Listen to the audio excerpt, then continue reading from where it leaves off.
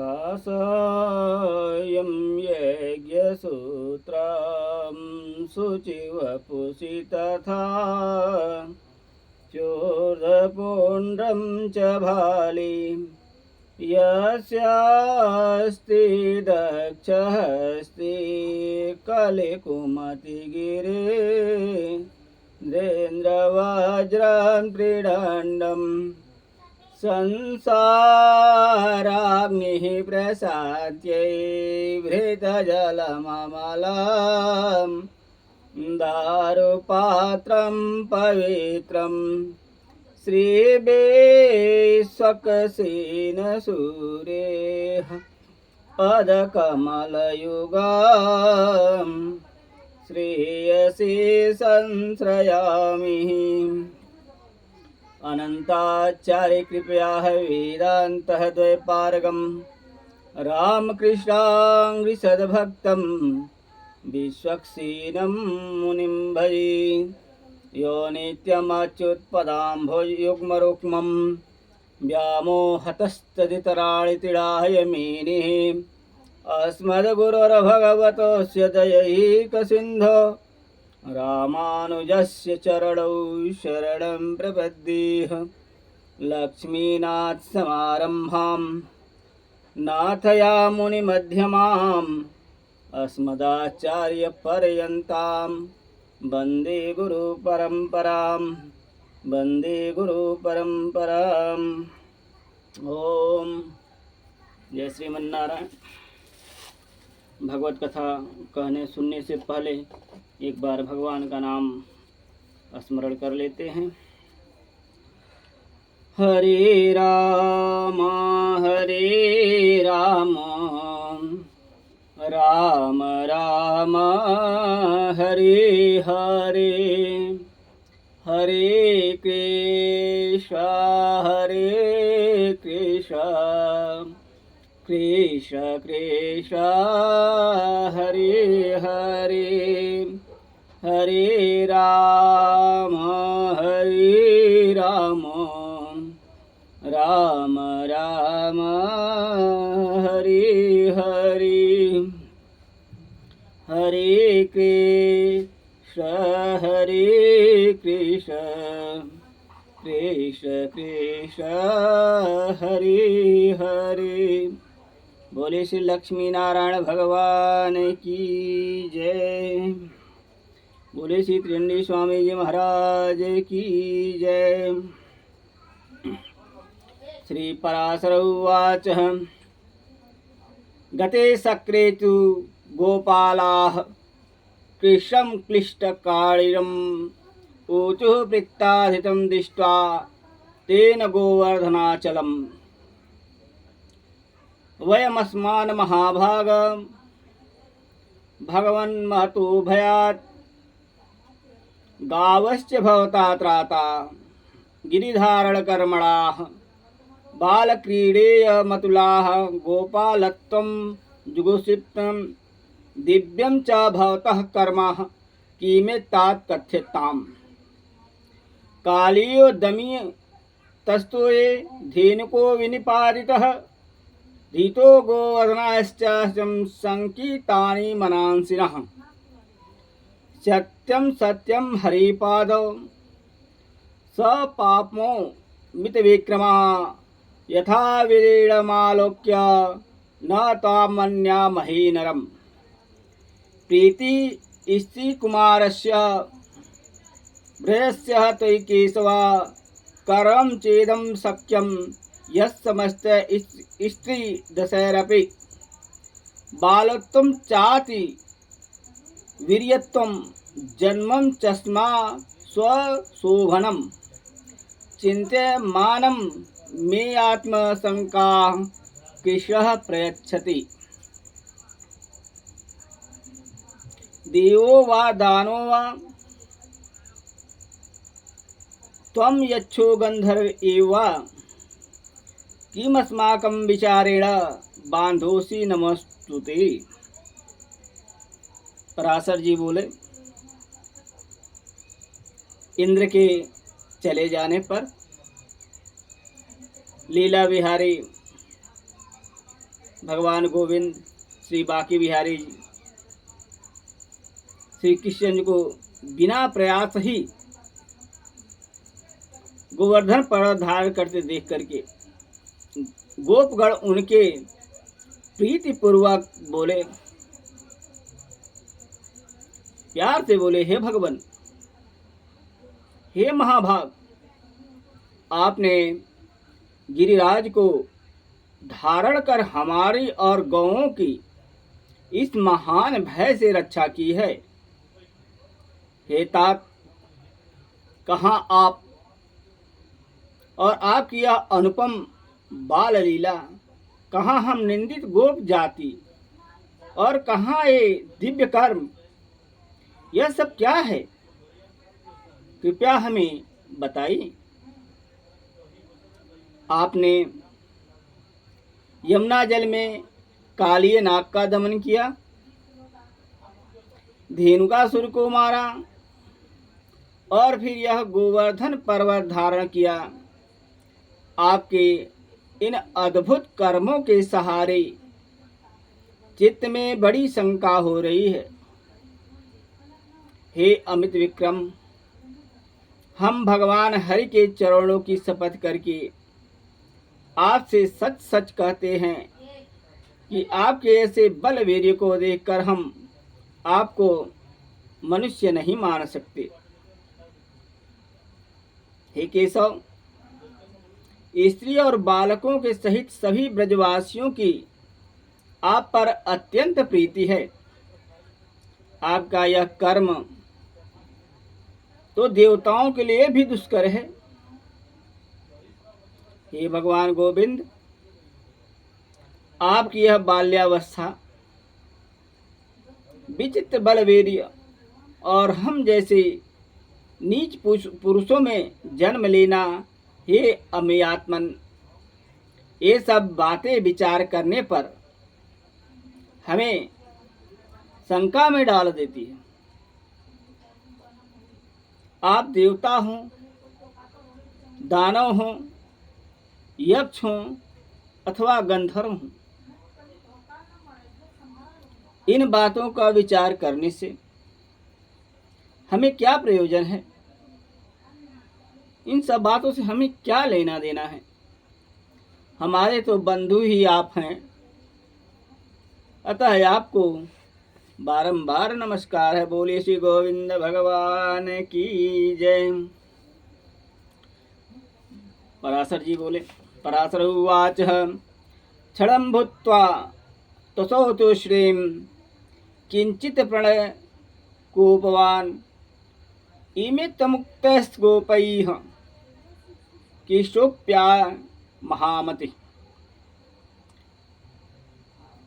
पराशर जी कहते हैं, गोपगण के ऐसा विचार कहने पर महामति श्री कृष्णचंद्र कुछ देर तक चुप रहे और फिर कुछ प्रणयजन्य कोप पूर्वक इस प्रकार कहने लगे।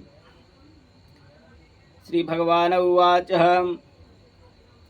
मत्संबंधीनो गोपा यदि लज्जा न जायते श्लाघ्यो वातं ततः किं को विचारेण प्रयोजनम् यदि ओस्ति मयि प्रीतिः श्लाघ्योऽहं भवतां यदि तदात्मबन्धु सदृशिः बुद्धिकर्वः क्रियतां मयि।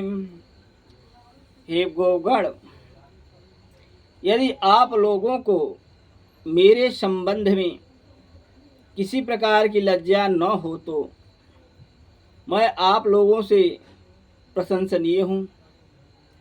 इस बात का विचार करने की भी क्या आवश्यकता है? यदि मुझ में आपकी प्रीति है और यदि मैं आपकी प्रशंसा का पात्र हूँ तो आप लोग मुझ में बांधव बुद्धि ही रखें। नाहम देवो न गंधर्वो न यक्षो न च दानवः अहम ओ बांधो जातो नश्चित्यान मितोन्यथः। मैं न देव हूँ, न गंधर्व हूँ, न यक्ष हूँ और न दानव हूँ। मैं तो आपके बांधव रूप से ही उत्पन्न हुआ हूँ। आप लोगों को इस विषय में और कुछ विचार नहीं करना चाहिए।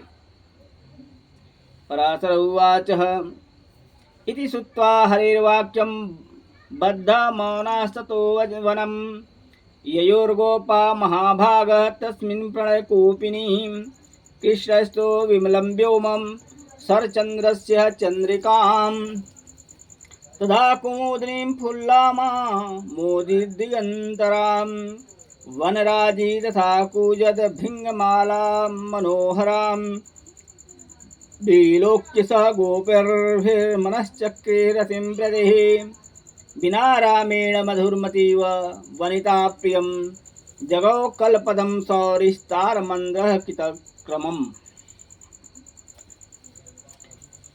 पराशर जी कहते हैं, हे महाभाग, श्री हरि के प्रणय को उपयुक्त होकर कहे हुए इन वाक्यों को सुनकर के वे समस्त गोपगण चुपचाप वन को चले गए। तब प्रभु श्री कृष्णचंद्र ने निर्मल आकाश, शरद चंद्र की चंद्रिका और दिशाओं को सुशोभित करने वाली विकसित कुमुदिनी तथा वन खंडी को मधुकरों से मनोहर देख करके गोपियों के साथ रमण करने की इच्छा की।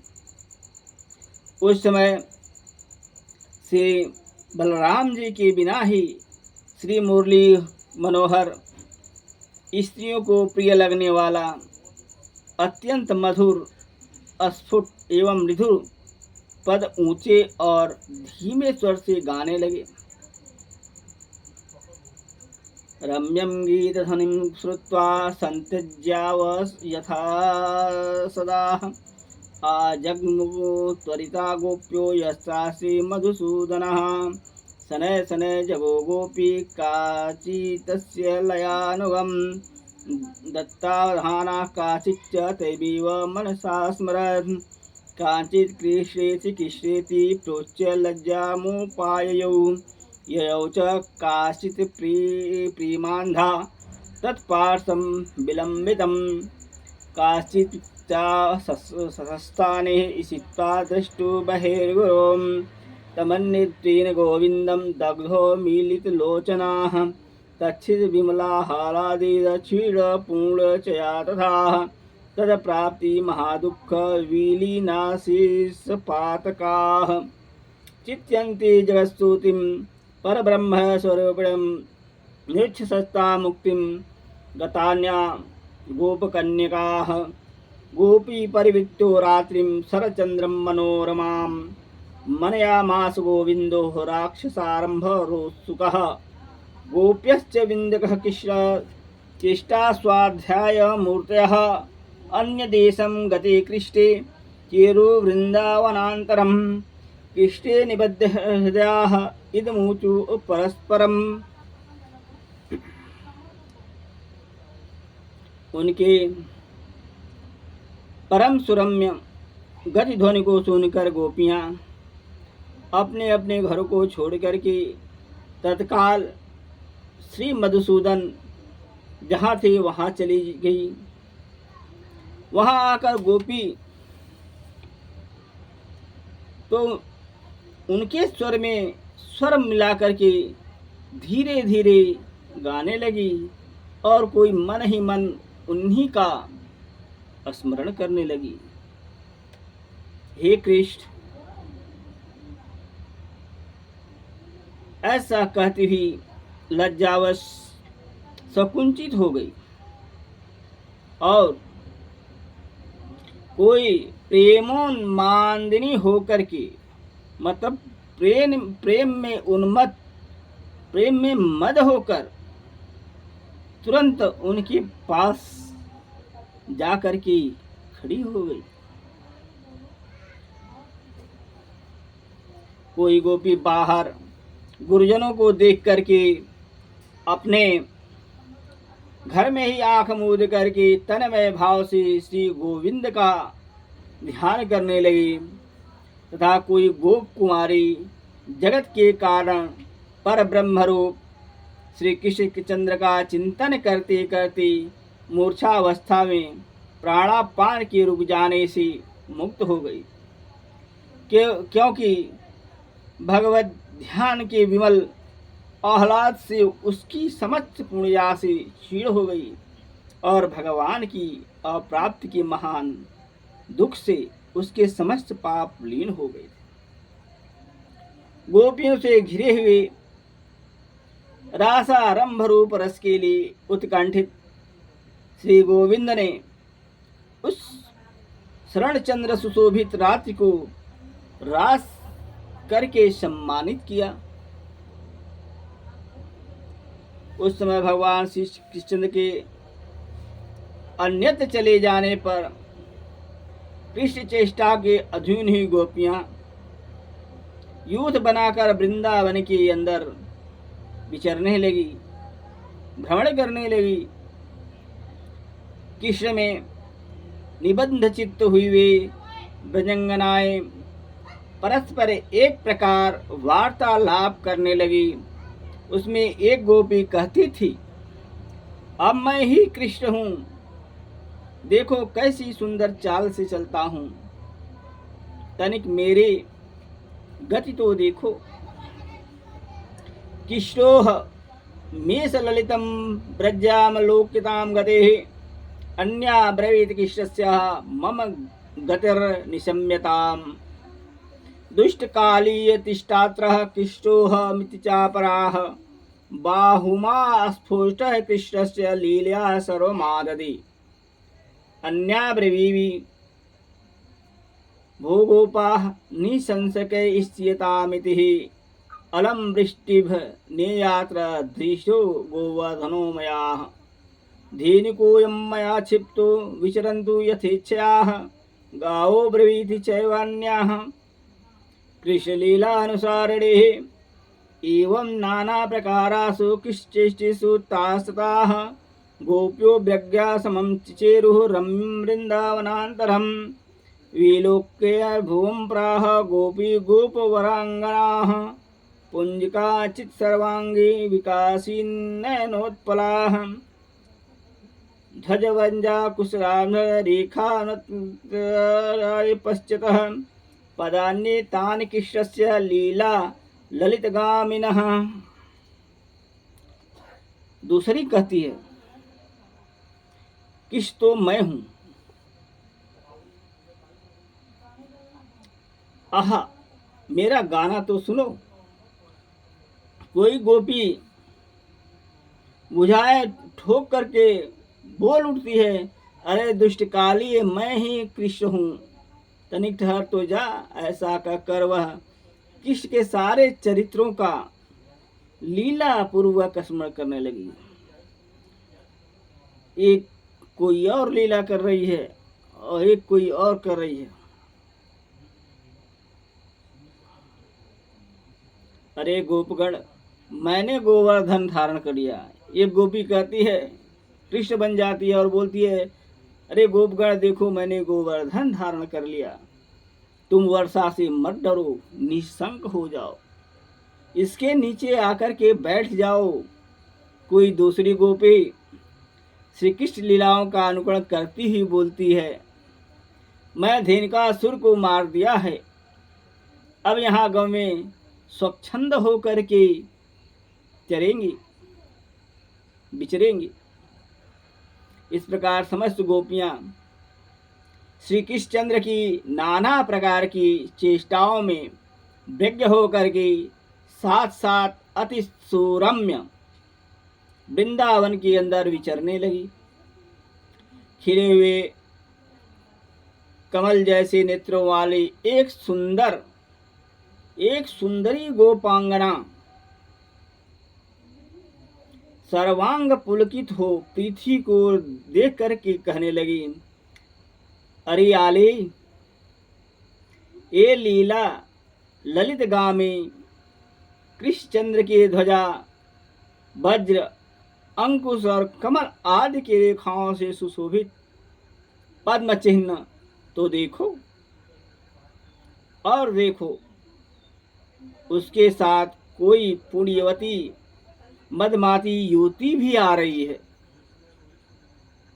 उसके एक घने छोटे छोटे और पतले चरण चिन्ह दिखाई दे रहे हैं। यहाँ निश्चय ही दामोदर ने ऊंचे होकर के पुष्प चयन किए। इसी कारण यहाँ उन महात्मा के चरणों के केवल अग्रभाग ही अंकित हुए हैं। यहाँ बैठकर उन्होंने निश्चय ही किसी बड़भाग्नि का पुष्पों से श्रृंगार किया है। अवश्य ही उसने अपने पूर्व जन्म में सर्वात्मा श्री विष्णु भगवान की उपासना की होगी।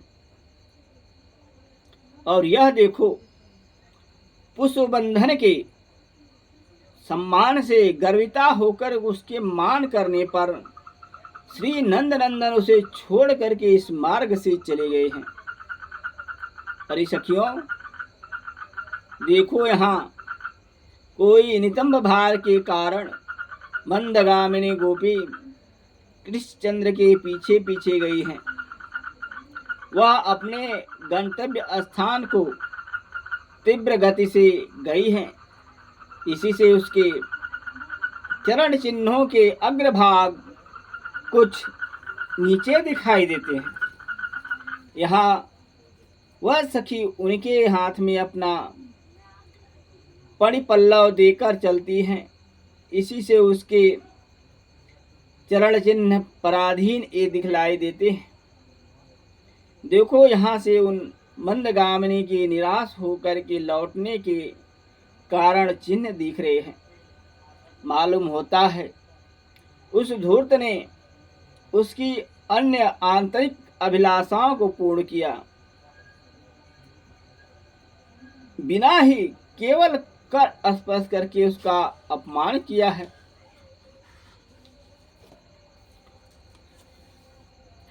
नून मुक्ता त्वरामीति पुनरेष्यामि तेन्तिकम् तेन कृष्येन येनैषा त्वरिता पद्धतिः प्रविष्टो गहनं कृष्ट पदमत्र न लक्ष्यते निवर्तध्वं शशाङ्कस्य नैतिधि गोचरे निवेत्ता सदा गोप्यो निराशा कृष्टदर्शने यामुना तीर मासाद्य जगतश्चरितं तथा दृशो दसुरायान्तं विकासी मुखपङ्कजं गोपत्रैलोक्य गोप्तारं कृष्णं कृष्टचेष्टितं कालिदालोक गोविन्दः मायान्तरमतिहर्षिताः कृष्ण कृष्णेति प्राहन्नान्यदुदीरयतः काशिद भूभृङ्गकृत्वा ललाट फलकं हरिं विलोक्य नित्यसिंहाभ्यां पपोतन्मुखपङ्कजं कालिदालोक गोविन्दः निमीलितविलोचनाः तस्यैव रूपं ध्यायन्ति घोरारूढी सावहूं ततः कांचित् प्रियालापैः कांचित् भूभृवीक्षितैः निन्ने नो नयमन्या च कर अर्पेशेन माधवः। यहाँ कृष्ण ने अवश्य उस गोपी से कहा है, तू यहीं बैठ, मैं शीघ्र ही आता हूँ। वन में रहने वाले राक्षस को मारकर पुनः तेरे पास लौट आऊंगा। इसलिए यहाँ उनके चरण चिन्हों की शीघ्र गति के निशान दिख रहे हैं। यहाँ से कृष्णचंद्र गहन वन में चले गए हैं। इसी से उनके चरण चिन्ह दिखलाई देते हैं। अब सब लौट चलो, इस स्थान पर चंद्रमा की किरणें नहीं पहुंच सकती। उसके बाद वे गोपियां कृष्ण दर्शन से निराश होकर के लौट आई और यमुना तट पर के आकर के उनके चरित्रों का गान करने लगी। तब गोपियों ने प्रसन्न मुखारविंद त्रिभुवन रक्षक लीला विहारी श्री कृष्णचंद्र को वहां आते देखा। उस समय कोई गोपी तो श्री गोविंद को आते देखकर अति हर्षित हो गई। केवल कृष्ण कृष्ण कृष्ण इतना ही कहती रह गई और कुछ न बोल सकी। कोई प्रणय कोपवश अपनी भ्रूभंगी से ललाट सिकोड़ करके श्रीहरि को देखते हुए अपने नेत्र रूप भ्रमरों द्वारा उनके मुख कमल का मकरंद पार करने लगी। कोई गोपी गोविंद को देख नेत्र मूंद कर उन्हीं के रूप का ध्यान करती हुई योगारूढ़ सी भाषित होने लगी। तब श्री माधव किसी से प्रिय भाषण करके किसी और भ्रूभंगी से देख करके और किसी का हाथ पकड़कर उन्हें मनाने लगे।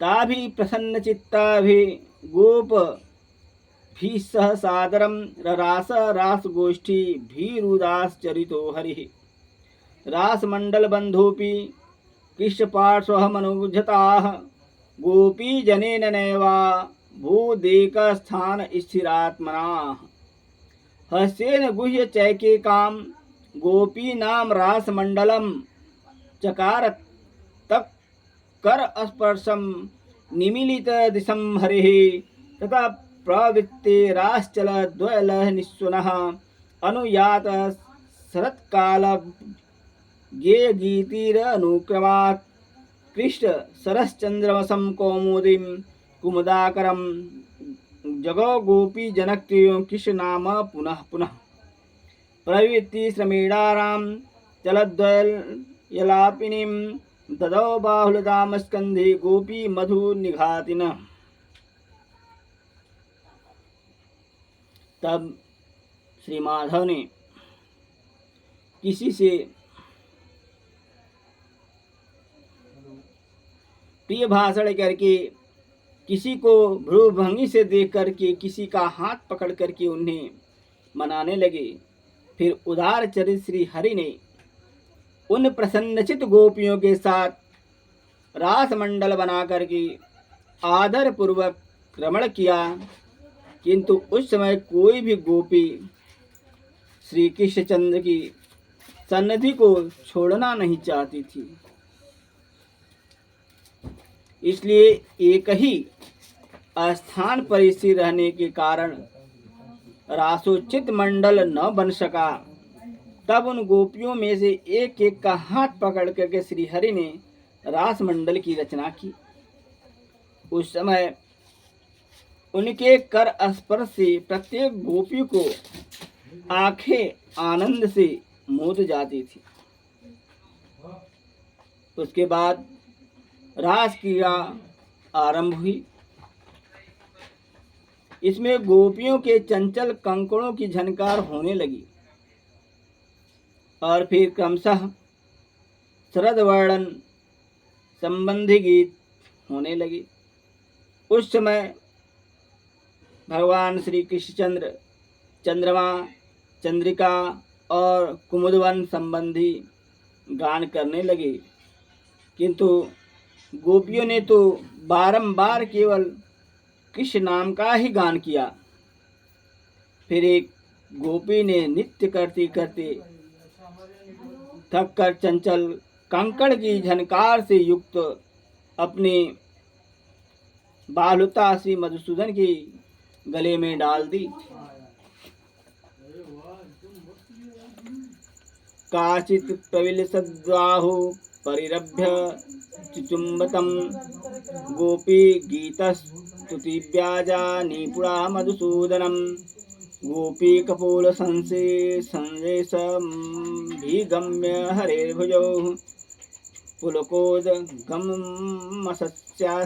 स्वीदाम्बुघनतां गतौ रासगीयं जयौ कृष्टो यावतारतरध्वनिः साधुकिष्टेषु किष्टेति तावता द्विगुणं जगुः रातिनुगमनं चक्रुवर्ले सम्मुखं ययुः प्रीतिलोमानुलोमाभ्यां भेजुगोपाङ्गना हरिं स तथा स गोपीभिररासः मधुसूदनः यथाब्धः कोटि प्रतिमं षडस्तिनमिनाभवतः सा वार्यमाणाः पतिभिः पितृभिः भ्रातृभिस्तथाः किष्टं गोपाङ्गनां रात्रौ रमयन्ति रतिप्रियाः। किसी निपुण गोपी ने भगवान की गान की प्रशंसा करने के लिए बहाने भुजा फैला करके श्री मधुसूदन को आलिंगन करके चूम लिया। श्री हरि की भुजाएं गोपियों के कपोलों का चुंबन पा करके उन कपोलों में पुलकावली रूप धान्य की उत्पत्ति के लिए श्वेत रूप जल के मेघ बन गई।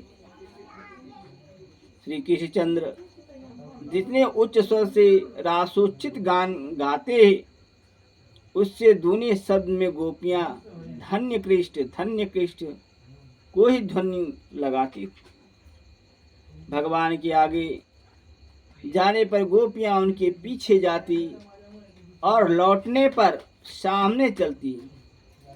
इस प्रकार वे अनुलोम और प्रतिलोम गति से श्री हरि का साथ देती थी। श्री मधुसूदन भी गोपियों के साथ इस प्रकार रास क्रीड़ा कर रहे थे कि उनके बिना एक क्षण भी गोपियों को करोड़ों वर्षों के समान बीतता था। वे रास रसिक गोपांगनाएं पति माता पिता और भ्राता आदि के रोकने पर भी रात्रि में मदश्याम सुंदर के साथ विहार करती थी।